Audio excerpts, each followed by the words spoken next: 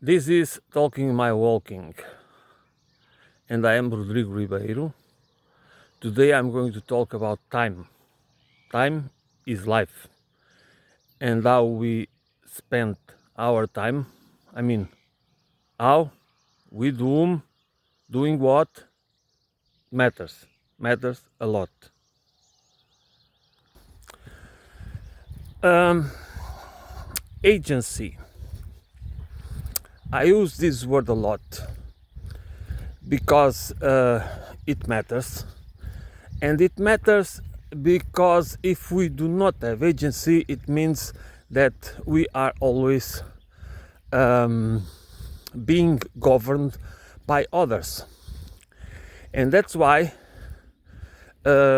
we need to understand that our lives, I mean, we cannot talk about freedom and democracy without talking about agency, because agency, that's what matters most. That's exactly how I see it.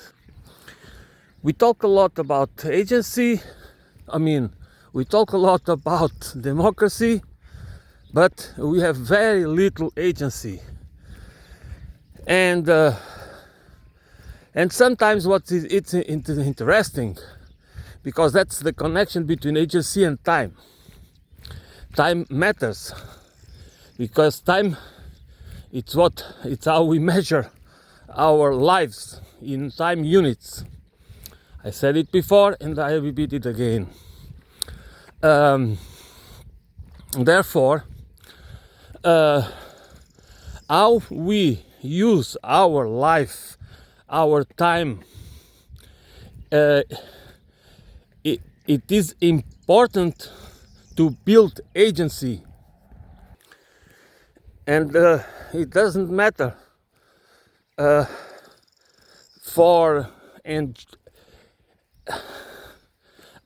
agency is about having active.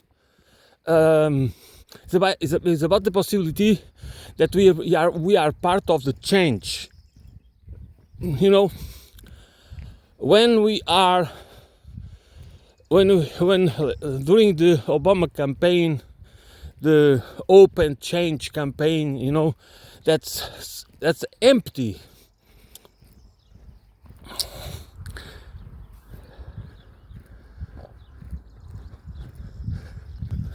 Because hope without agency is meaningless. It's just expecting that others do something that will bring change, that will benefit our lives.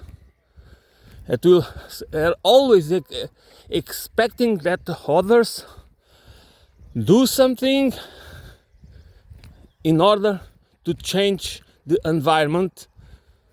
In our case, the cultural, economic, political environment, to bring some positive change. That's what is lacking there, is agency. That's what we need. That's why it matters a lot with whom, and what we do with our time, how we spend it, how we spend our time, what we do with it, and with whom, doing what. That matters a lot. That matters a lot because that is how we fight for agency and we build agency. Political agency, economic agency, and social agency, and cultural agency as well. Because this agency is something, is a state, is a process that we build inside us. Then we can use it to change the outside, to change the social environment, to have a perception, to have the knowledge, the perception, the vision, but based on the intentional understanding of the role of agency. This is not about words and concepts. This is about how concepts and ideas are transformed into what we are and what we become. How do we exercise our citizenry? How we empower ourselves? Otherwise, we are always followers. And there's nothing wrong to follow somebody, because, as I say time and time again, I repeat myself again and again, we are bits and pieces of other people's experiences and knowledge. That is something it's an absolute truth for me. But I think many of us do not pay attention to our role, to our active role in society. And by active role, I really mean political active role. as agents of change, as agents as part of the decision-making process that that are behind the policies and the laws, the legal codes that that make possible for certain groups in society have advantages over others. Because law, it is not about fairness or equality before justice.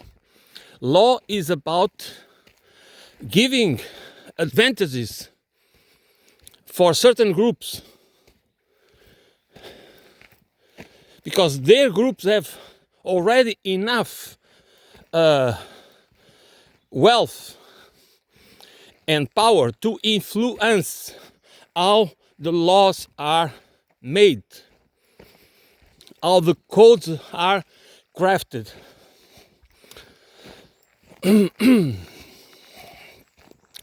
And if you want to believe that this is democracy, and whatever, because you have a parliament, and in the parliament you have several groups, which is good. I have nothing against that.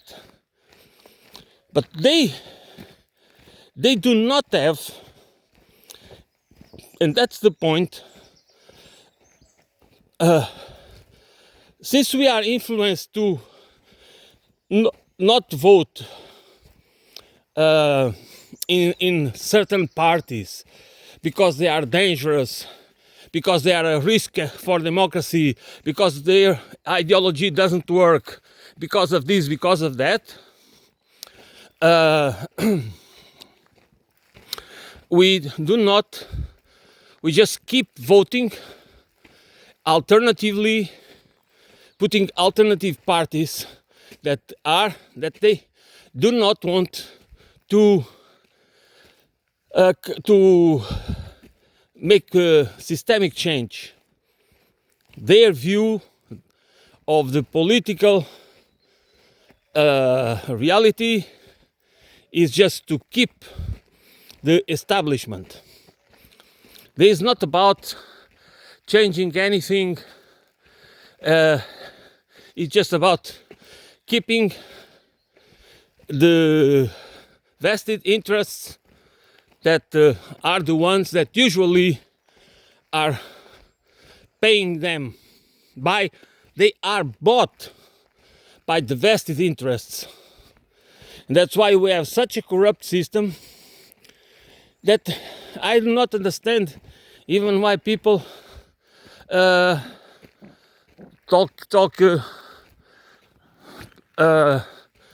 keep talking about democracy and freedom. in society you either have agency or not. And if we do not have agency, or if we believe, if the kind of agency we have is fake, it doesn't matter. It doesn't change anything. Because again, the idea of agency is to have to have power, and to have real power, to cause real change, to intervene politically. And people might say that, okay, but there is a diversity of political parties, from the extreme left to the extreme right, and they have completely different views of how society should be organized. Therefore, we have choice. We have people that can represent us. Yes, that is true to a certain extent. But in practice, it doesn't work. And one of the reasons, and maybe the most important one, it's because we are under constant manipulation. It's not only because it's because we are under constant perception, manipulation, and psychological warfare. And that keeps us inside the box. We do not dare to. We understand the alternatives. We are not stupid, okay? We understand there are alternatives. But the propaganda, the managed democracy propaganda, because we have managed democracies, all right, they make sure that we do not dare to vote. And by we, I do not mean the minorities, because there always will be people that dare to think outside the box and dare to act outside the box. But for most of us, because we are focused in our lives, are totally ingrained in the system, our professional lives, our careers, our interests, what we believe it must be the future, the future of our lives, and everything else is so. It almost doesn't allow us to think outside the box,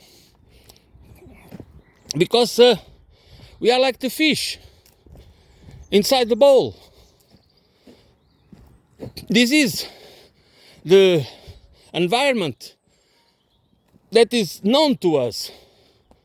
We were born and raised in it. We have been educated, which means indoctrinated, to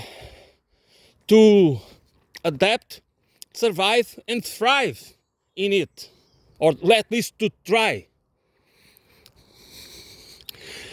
We have been trained to give up, to even destroy some parts of us, or the best part of us, to keep it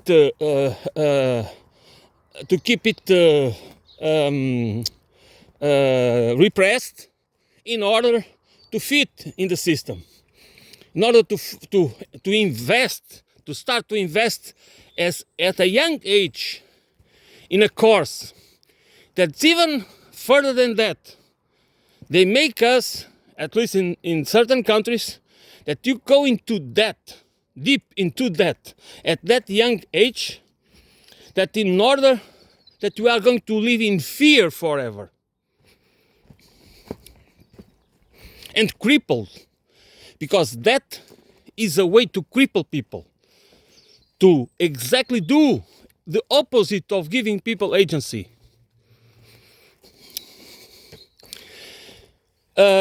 So the idea that we have choice in democracy just because we have a lot of political parties, in some countries, not everywhere, in the most Anglophone countries, we have a duopoly. People can only, because they just make sure that the minority parties don't have almost the same, like in the United States. It's almost impossible to gain political relevance if you are outside of the duopoly, because that's how the system is built. They don't want to they don't like competition.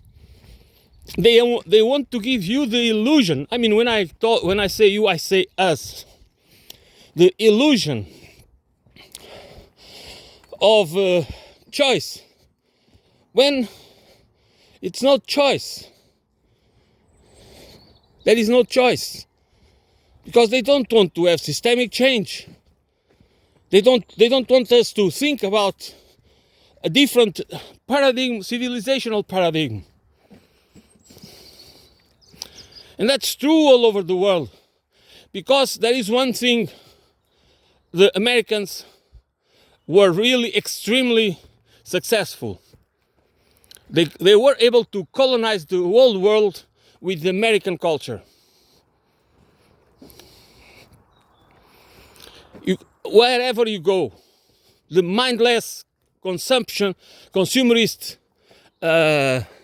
culture is everywhere. The idea of wealth accumulation is everywhere. The primacy of private property is everywhere. So the infotainment and the PR machinations are everywhere. And by the way, that was why the success of the American culture, and the American imperialist culture, was exactly based in the media, in infotainment, like Hollywood movies and pop culture and consumerism. The glorification of material goods. There's nothing wrong that we need, we need some comfort in our lives, we need some, that's okay. But that's exactly, it can become a cult, and it can become just a dependency, and it can make us, exactly instead of making us acquiring conscious agency, it is the opposite. It's make us dependent on convenience, make us transforms everything around us in commodities. So we cannot do anything but through the market. We cannot access anything but through the market. Everything is commodified, even human relations are commodified. So, and this is not just something that is outside us. It's not just the reality of the market, society, commodified society. it is something that lives within us. It is something that we have become. That's what we are. Because as social beings, we copy and mimic and not only behaviors and habits, but thoughts and how we feel, how we perceive the world, how we perceive ourselves is shaped by the external environment, and the ones that control the media environment and the symbolic and they have the power to build the narratives, to craft the narratives, to frame the world in certain ways. They are the ones that they control our lives. And of course, we still have a brain. We still know how to distinguish right from wrong. We have feelings. We have emotions. We still are human beings to a certain extent, very humanized human beings. But nevertheless, we are still human beings. But we are not, but we are, it is, we cannot see. Most of us do not see, do not think outside the box. We live in this closed world, in this bubble. Again, not because we are stupid, but because we do not have the incentives we are not rewarded to ask questions. Because, that's not the answers that matters. It's the questions. If we never ask the right questions, or the inconvenient questions, we never get to the inconvenient truths. And we need to understand that we live in a manipulated reality. This has nothing to do with conspiracy theories or or other absurdities. There are conspiracies. There have been always conspiracies since this imperialist civilization has become a thing. So when we think about freedom and democracy, we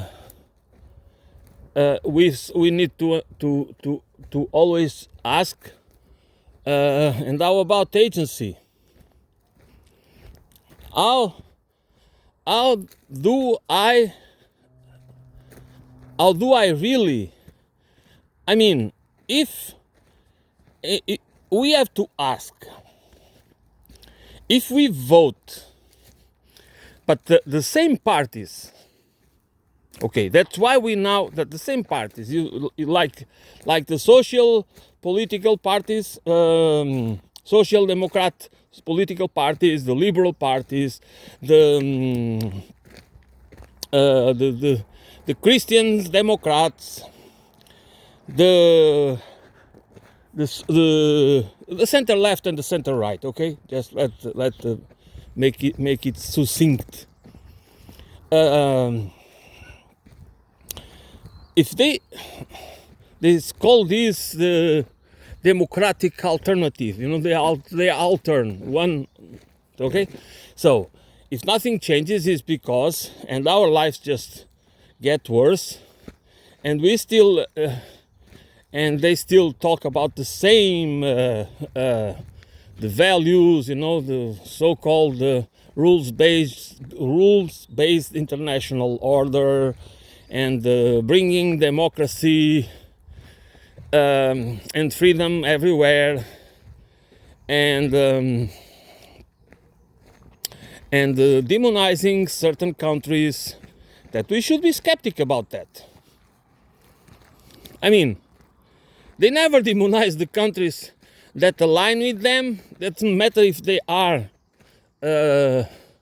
authoritarian or totalitarian or monarchies or whatever they do, it doesn't matter. They just demonize certain countries. If the policy, if nothing changes,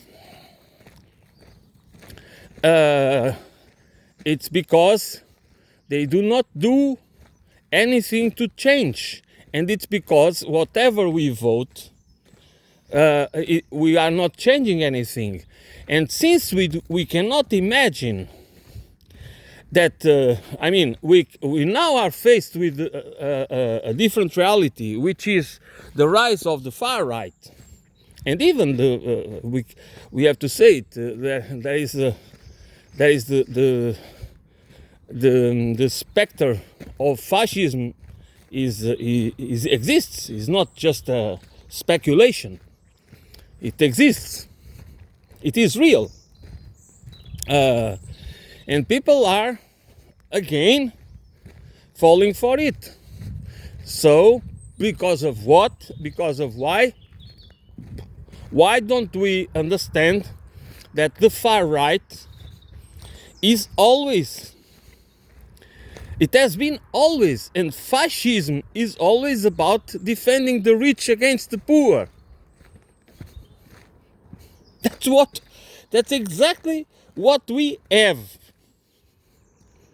That's exactly what we have. It's just that they disguise it, in populist rhetoric and nationalist rhetoric, and then people believe they are going to solve the problems. But again, they are not going to solve the problems because they are not going to question the elites. They are not going to get rid of the oligarchy and the plutocracy. And this is what matters. This is why we have problems. And but again, how can we solve it if we do not understand that if you keep perceiving the left parties or socialism or communism, the ideology, the vision of a socialist world. I'm not talking about regimes, okay? I'm not talking about the regimes that have been supposedly created out of socialist ideas or communist ideas. It is about the ideas. For example, we have communist China. You can call it communist, socialist, you call capitalist. It might be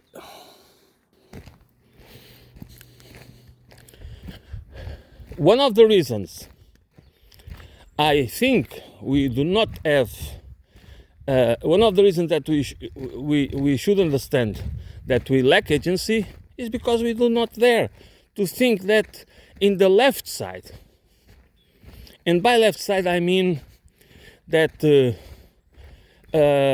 people, a vision of the world that is not capitalist, not imperialist, that's where not classist, which means that we do not need. It is an anathema to have a class-based society or a caste-based society. And we need to understand it. Why don't we understand it? Why do most of us still believe that that is how to organize a society? There is no other way to organize a society. How can we not see, as some I don't remember who said it, but that people can it's easy to imagine the end of the world than the end of capitalism. And it's why? Why is that? Why can only we imagine a society organized around commodification and privatization and a hierarchy and the concentration of wealth and power on the top of the hierarchy? How can we only imagine a society that is organized in this way? Are we stupid or what? No, we are not stupid. The problem is that we follow logic. And those who build the narratives and with moral arguments, like the meritocracy, they frame it in a way that they can convince us. They can convince us that is the best way to organize society. And then they give us the examples that have failed. And how many times in history has capitalism since the 16th century has failed us. They never fail the top 1%. Or if they fail to some, they do not fail to all of them. Because there is also competition between them. Because capitalism is about monopoly. And capitalists don't like competition. That's why they try to build monopolies. But capitalism has always been about how much can I expropriate from nature, from people, from animals, from everything that can be used, exploited for profit, for wealth accumulation in private hands. Even if you think about it, even if it is a government, and if it is a king or an emperor, there is always the private ends. It's always about there is always about kleptocracy. It's not the state itself. It is the kleptocrats, the ones that through clientelism and through a network of interests, they funnel the profits and the wealth towards this small group, these few. That's why democracy, when they talk about democracy, they are always talking about democracy for the few. It's not democracy for the demos. You know, it's not about the power of the demos. It's not about the agency for the demos. It's not about that us. And I have something to say. This is not about the distribution of wealth. This is about, and since I started it with time, this is about that we can enjoy our time, because time is our lives. The way we believe at every stage of our development, which is good for us, while we participate in society, while we are productive beings and part of an economy that I want to say I could call reciprocity economy, because the economy is about reciprocity. So we have to take and give. So the idea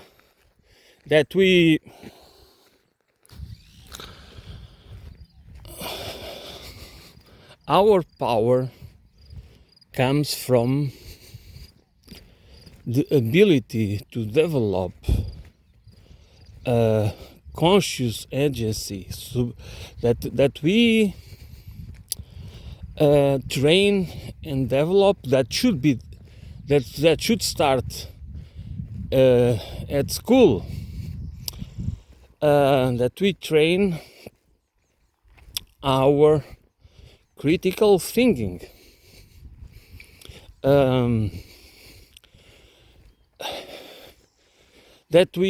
I always say it because we need really to understand how logical fallacies are used intentionally and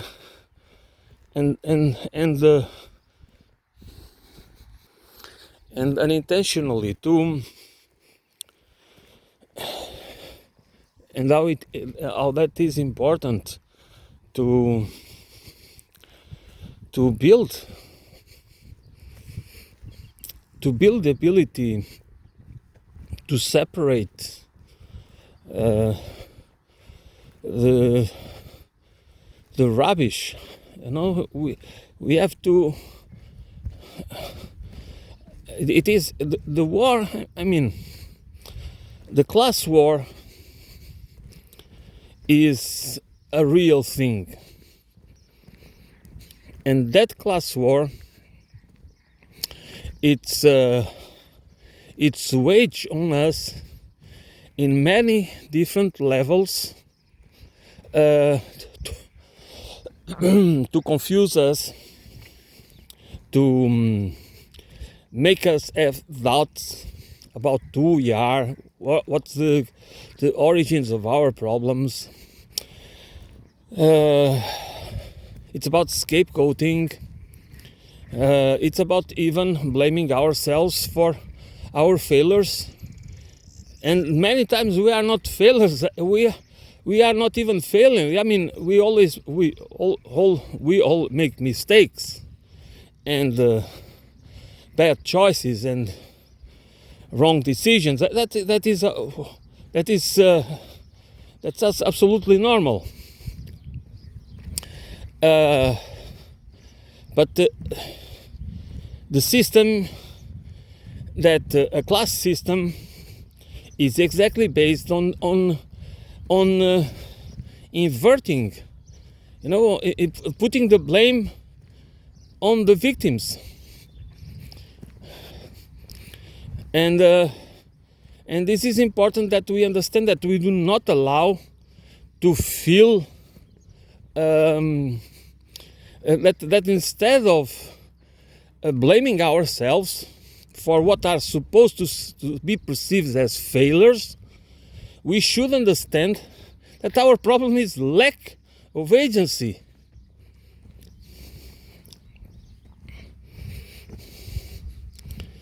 And that we need to train ourselves, and by training I mean to our minds are ruled by the dominant narratives, the ideological cultural narratives that are the ones. We have a lot of different narratives in our minds, but there are some that are dominant, and the only way that we perceive the world in a different way is that the dominant ones they will become weak, and other ones they are going to live with us forever. But another set of narratives will become dominant, and that's also a question of agency. We cannot always just moving from one narrative to another narrative just because we have been influenced, just because there are influencers, just because we are followers, just because some narratives, feeling good narratives, or whatever it is the reason, we do not think deeply, and we do not have holistic thinking about the implications and consequences, and why is that? Why am I buying into it? That is the conscious part. That is the critical thinking agency, putting at use our analytical, and of course we need knowledge and from other people, but it's not the point. The point is that we do not change narratives or allows different narratives to take over us just based on feeling good. It has to be based on facts. It has to be based on the implications and consequences. We need to understand the bigger picture. So that's why agency is always there, has to be always there. Not because we are able to avoid being manipulated, we will be always manipulated, but because we are conscious of it. That's the power. The power comes from being conscious that we are under this continuous process of propaganda from a poly propaganda. It's not just one type of propaganda. It's a diversified propaganda with different objectives, and of course propaganda to please different types of public. That's exactly because we are different, and we are divided in many groups and sensibilities. Therefore, one single propaganda doesn't work with everybody. It has to be different types of propaganda, cross propaganda. You know what I mean. And that's why we need to be. Agency is exactly about being able to see through it. And if we, because it happens with all of us, if we buy into something because it appeals to us at first glance, then we just go through it slowly with a more in-depth analysis, and then we start to, okay, this is not exactly what it seems to be. And this is exactly why all this is important, because this is how we slowly and steadily build our inner agency, which means that we consciously train our ability to not be constantly in the mode of follower, in the follower mode. That's in order that we can use our time, which is our life, in a way that is meaningful and makes our life as a purpose. And the reason why we need political agency and economic agency, it's because in order to have time, we need to have a political system and a political economy and a civilizational paradigm that is designed and implemented to not to make us live in constant uncertainty or in the state of helplessness, but that we feel empowered and we feel that we can use our life in ways that we can give meaning to our lives and we can have a purpose. Because this is not about accumulating. You know, we live permanently in the idea that we need to have more money in order to feel safer, in order to be able to achieve something. You know, that's our main focus. Or through working more hours, or through trying to come up with an idea for a business, or through a career which makes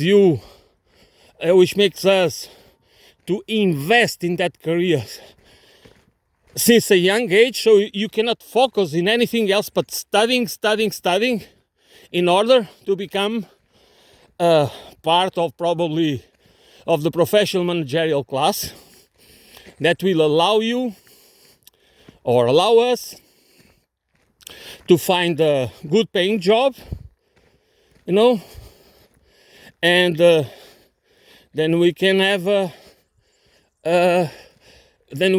nice life. But that nice life comes with a tag, and the tag that we had, you still need to serve the system, because the moment you try to question it, they will make sure that you stop being rewarding. You're going to be punished.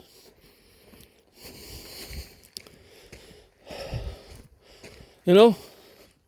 And that's how this system works, that even the people that are supposed to be the winners, are supposed to be the ones that have good lives and have freedom and this and that, they have to serve the devil. They have to sell themselves. It doesn't mean that many of them do not believe. They just don't even, they don't even dare to question the system. They will try to make excuses, and since we are very, very good in justifying everything, those people that have invested all their lives, you know, since they are 15 or 16 or 17 years old, they will deny themselves, not because they are stupid, of course, but because that's the logic. That's always, I always say and keep saying, we are not rational beings. We are logical beings. That's why we make up justifications, and it doesn't matter if they make sense or not. They make sense logically. They might not make sense rationally. They might be disconnected from reality. They might be faking reality, but nevertheless, we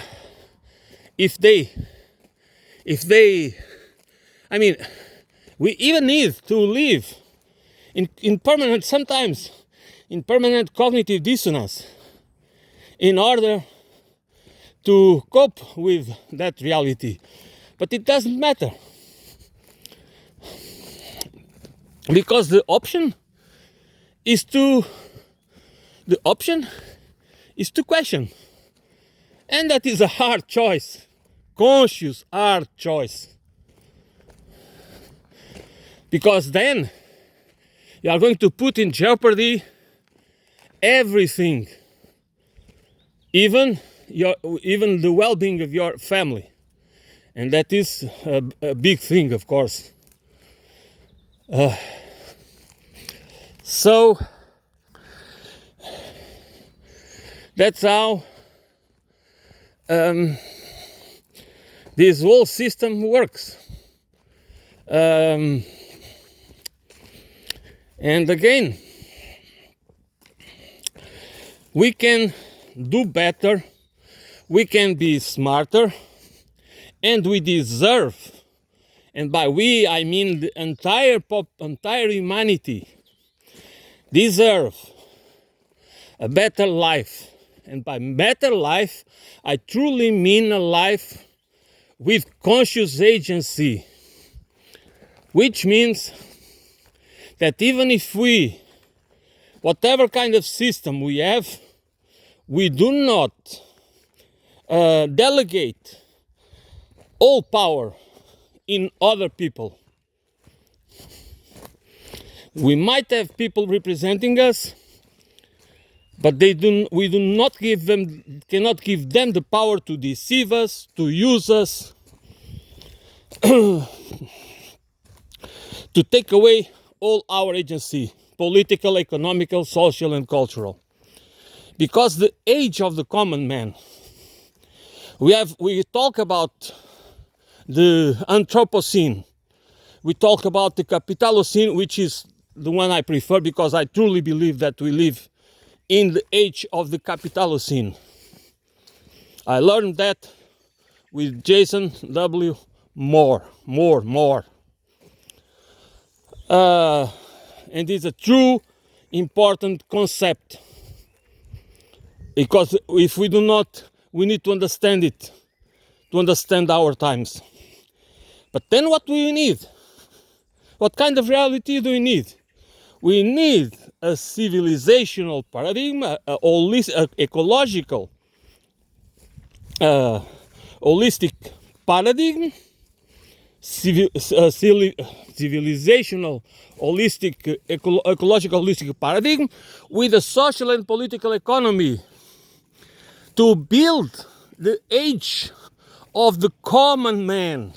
I mean, don't get me wrong, the common human being, the common citizen, the age of demos. And the age of demos can only be built if we just understand the role of agency. How do we, as ordinary citizens, do have agency, real, tangible agency? So this is, in my perspective, because our lives matter. You know, it's not Black Lives Matter or White Lives Matter or whatever. No. All human being lives, all human lives matter, and all life on this earth matters. And all the systems that exist on this earth, they matter. They are not here to be plundered, to be destroyed. And that connection, we need to reconnect with nature, not because we need to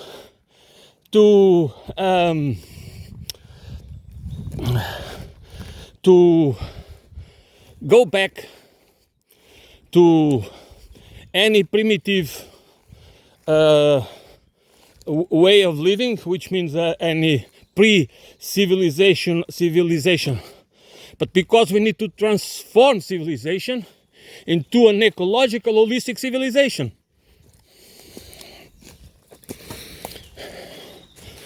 And we can do it through a model of economy, of a sufficiency economy.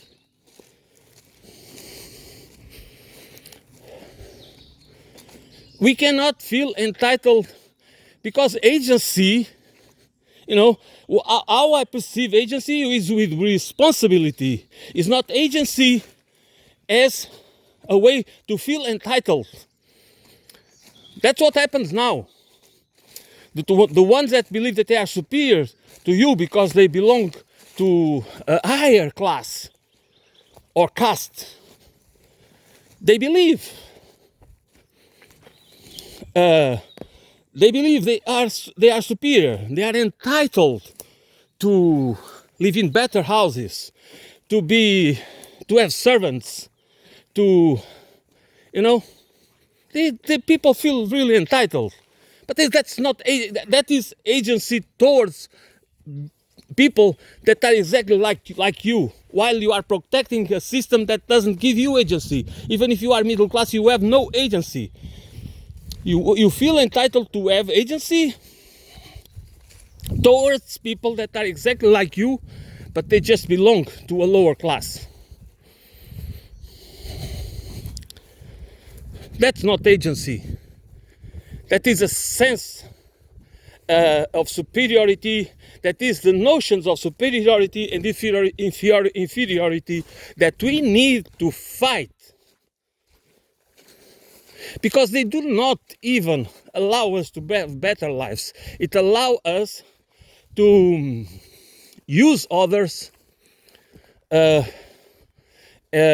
it poisons our lives. We know it's wrong.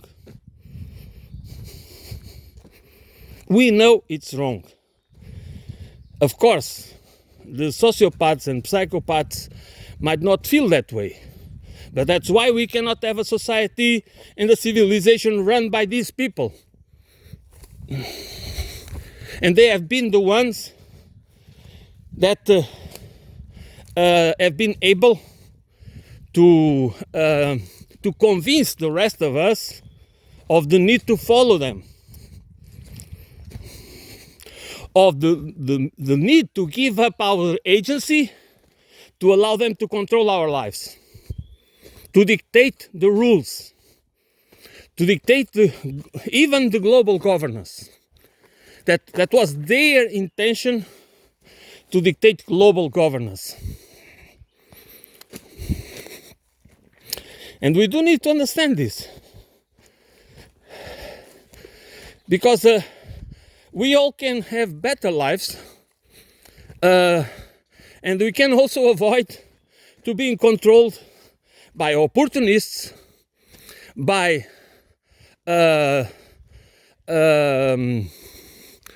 and by opportunists I mean careerists, people that just want to have a career.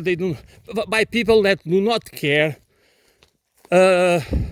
what they need to do in order to achieve certain objectives, because they are and the more sociopathic they are or psychopathic they are, the less are their concerns, because they do not feel empathy, they do not feel compassion, they do not want to cooperate, they do not feel solidarity, they just don't care.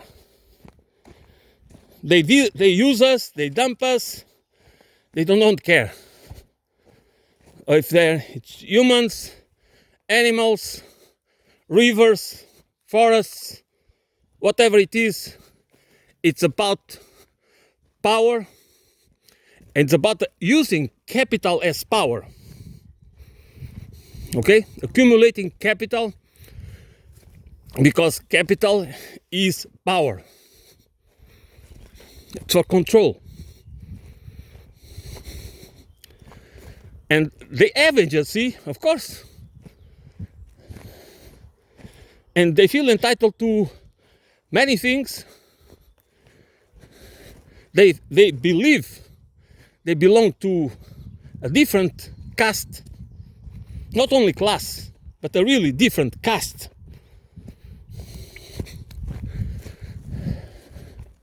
And that's the kind of system we have. And are we not able to really question and think and imagine and unite and organize to find to design an alternative and implement it? I mean,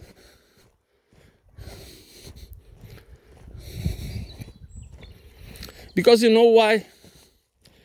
This system we have, it is a very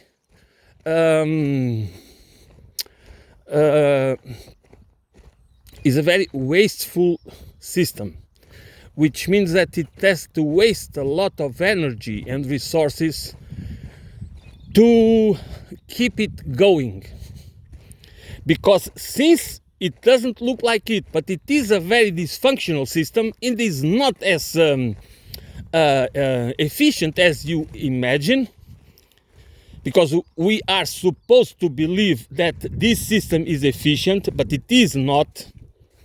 Because an economy that is based on that, with interest and compound interest, and an economy that has to grow, has to be in constant growth, and an economy that is based in the consumption of superfluous and luxurious items and goods and houses and everything else, it is dysfunctional. It is dysfunctional.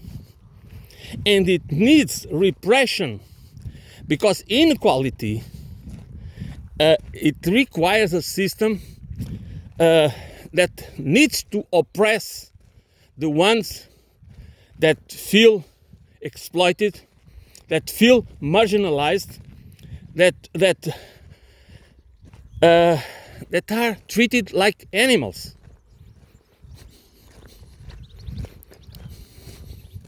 That's the ones that are deprived of the means to live. They do not live above. The ones that live above their means, and the means that the earth can provide, the earth systems can provide, is exactly the ones that we praise. And that's exactly what we need to... This is the kind of perception and narrative and framing that we need to overcome, to replace, not replace, because as I said, it's just a question the ideas, which ones become dominant in our... There are always some that have more influence on how we see the world and how we see ourselves and our relations and everything else. We just need to understand how they do become dominant, in order to figure out if we are as free as we believe. If we believe what we really think, that's been our choice, our free choice. We believe in this because it was our free choice. I'm not sure that what I believe it's my free choice. I try to make sense of it. I try to think that I believe the right things, but I do not pretend that it has been a free choice, as if I went through a catalog or a menu.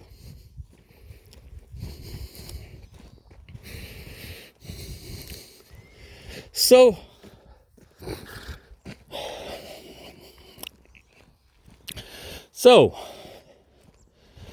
I think I'm going to end my conversation, monologue.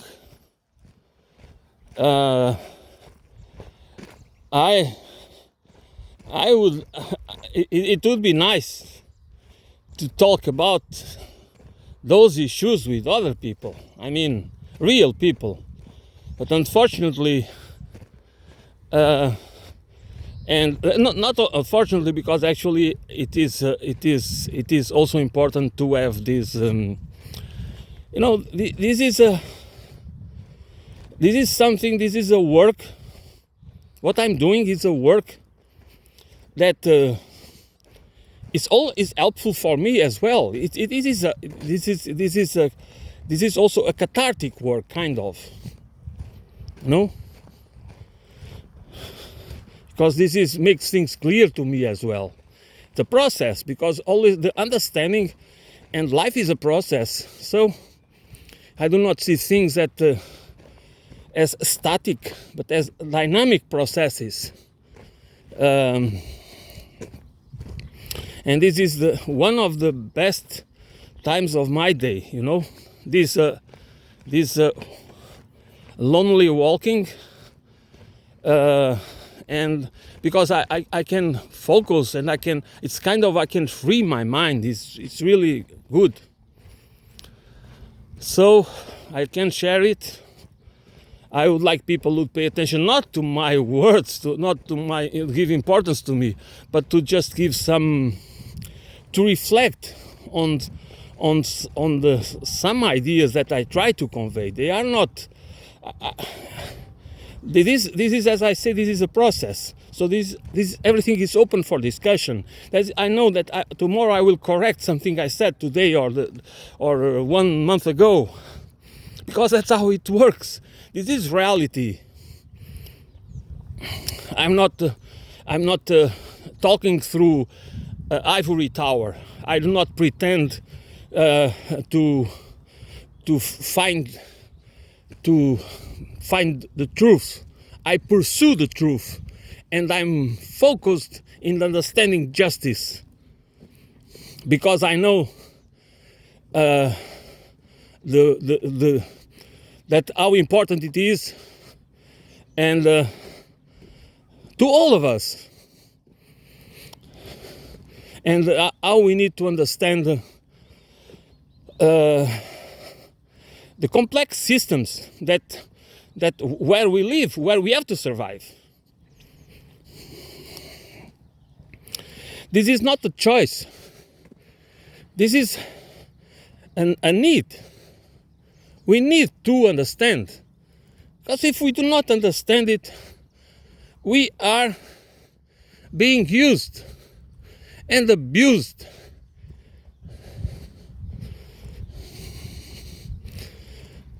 And manipulated and everything else.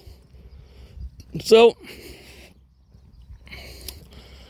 we need to invest more time of our lives in understanding